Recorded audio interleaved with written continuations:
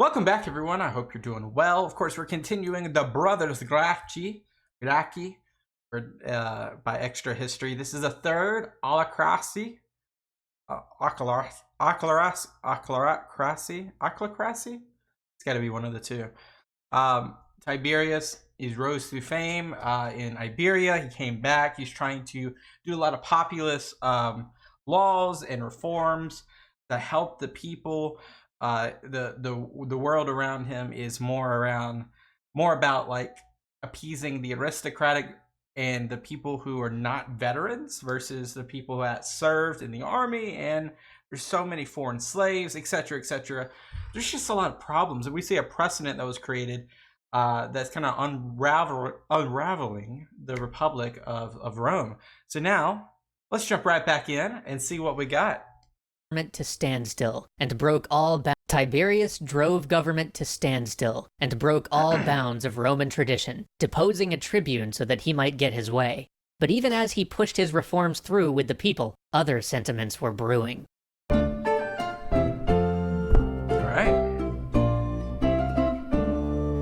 Tiberius secured the vacated position of tribune for one of his clients and began the survey of Roman public lands to enact his law. But once all was calm, the dismissal of the tribune Octavius sat well with no one. Even some of the Really?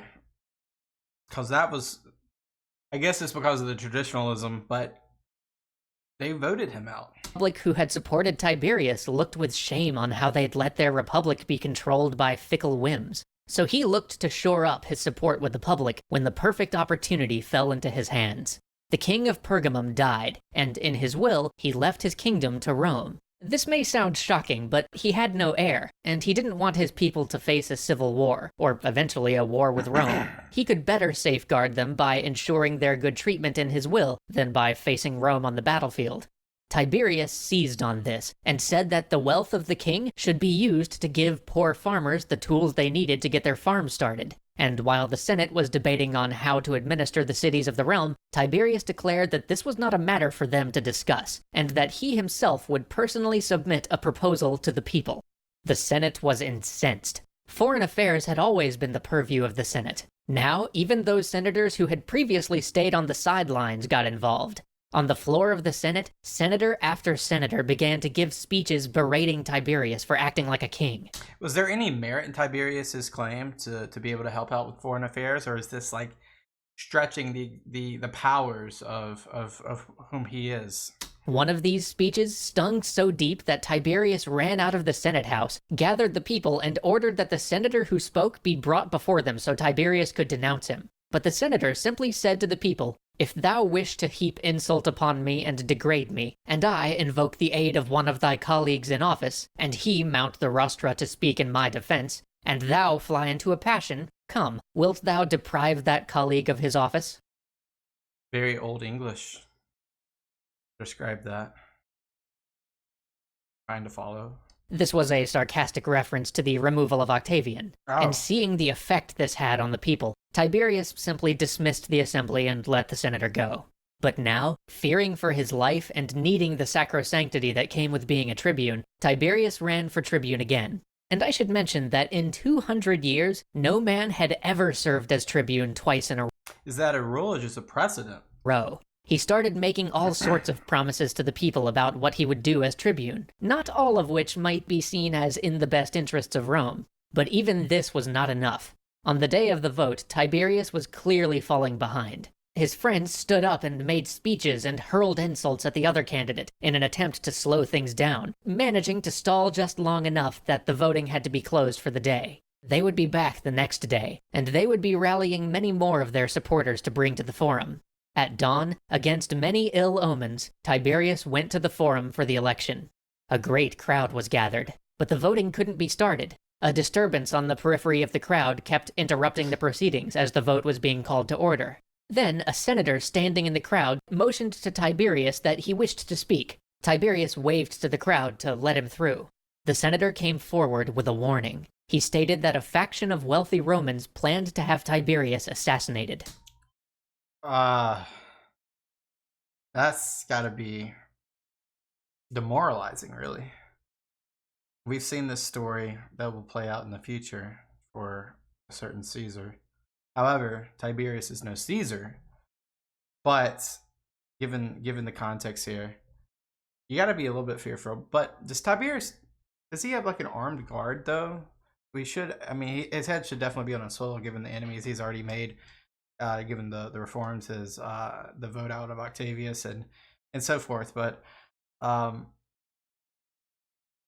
this also just be just like trying to muddy the waters so the vote creates a they create a closer vote? The men close enough to hear this armed themselves with clubs and prepared for violence. Those a little further off, confused over this commotion, tried to ask what was going on, but the tumult of the crowd was too great. So Tiberius rose up and pointed to his head to indicate that his life was in danger. But this wasn't exactly a clear signal. At the border of the crowd, one man saw this and immediately ran to the Senate to tell them that Tiberius was asking for a crown. Oh my gosh. Just talk. Like, did he think that if he said something that they would act? The Senate, shocked at this, called upon the consul to act, but the consul merely replied that, hey, if the people voted for anything unlawful, he would nullify the vote. Chill out.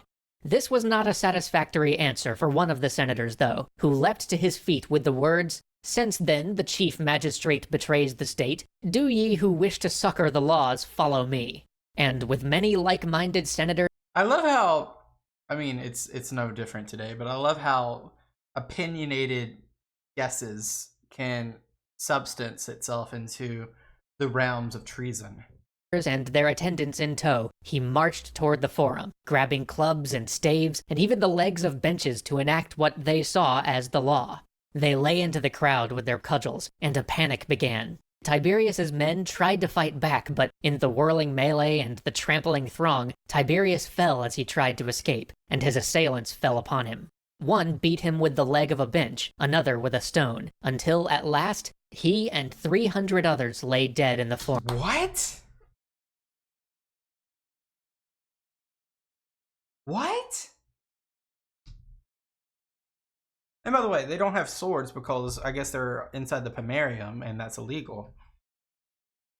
So they can't really defend themselves, but a weapon is a classification of only a sheath, a blade, versus what they makeshift here. What? In clubs and staves and even the legs of benches to enact what they saw as the law. They lay into the crowd with their cudgels, and a panic began. Tiberius's men tried to fight back, but in the whirling melee and the trampling throng, Tiberius fell as he tried to escape, and his assailants fell upon him. One beat him with the leg of a bench, another with a stone. Judge, jury, and executioner are these senators. Wow. What kind of banana republic is Rome at this point? I mean, it is the Roman Republic. Until at last, he and 300 others lay dead in the forum. After this came the retributions. More of Tiberius's followers were executed or exiled. What is this, the Great Terror? The bodies of those who had defended him were tossed into the Tiber, and when Gaius asked for his brother's body, he was denied, for even Tiberius had been thrown into that river for which he was named. It was the first great act of political violence in the Roman Republic. Really? And it would set the tone for the next 100 years. In Roman law, a tribune was sacrosanct, which meant that it wasn't just a crime but a sacrilege to harm them. It was the highest taboo. And how do you justify this? And the stabilizing factor that kept the Roman Republic from descending into a rule of the strong. But now that taboo was shattered. And once a collective taboo is broken, there's no going back. Violence had now been introduced into political life, and no democracy can survive the weight of violence. But our story doesn't end here. Tiberius was known to be of a calm and rational disposition, but he wasn't the only Gracchi brother. Join us next time as Gaius takes up his cause. This is insane. So basically, this is like unwinding the precedents of the future demise of the Republic. I mean, obviously, Pompey, the First Triumvirate, and Civil Wars, it goes down a little bit differently than this. This is a senator. I mean, I'm sure there's more depth to this story, but essentially, it seems that a rumor. There's no way it was that blatant, right? Where they just assumed he was king. I'm sure that there was whistling of this, and we saw that I think in the last episode. But there was whistling of this thought where Tiberius was trying to become a monarch, which is absurd given the consuls or whomever can veto it. It's absurd that the senators would have a claim to this. But do they have immunity? Like, does the senators have immunity in this crime? I mean, it seems that the sacrilege of killing a tribune is so blatant. But there's three factions where I'm curious of like the opinions of. If you guys know, let me know. The consul, how does he feel about this? The consuls, should I say? How do they feel about this? The other senators, I mean, the senators aren't all one body and one mind. However, they do act as a hive mind sometimes, but there are factions within the Senate. So, like, what are they thinking? And then the people. I mean, there's witnesses, obviously, and then there's the greater people. And as the echo leans out of Rome, you're going to have less opinion on it. But in Rome itself, or in the actual happenings of the politics, what are they thinking? Are they siding with the senators in fear? Are they siding with Gracchi and but it seems like it's very much like a great terror when it comes to like eliminating this scarce mindset. I don't know, it's insane, but it's crazy. Glad we're watching this so we can kind of understand the precedents that are being bestowed on the Republic. Thank you guys for watching. If you haven't already, hit the subscribe button. Also, we have a member option for those that like watching videos early.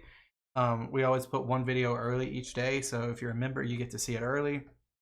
We have a Discord server down below, so you can join chat, send some suggestions, etc. But until next time, peace out. I'll see you guys. Bye-bye.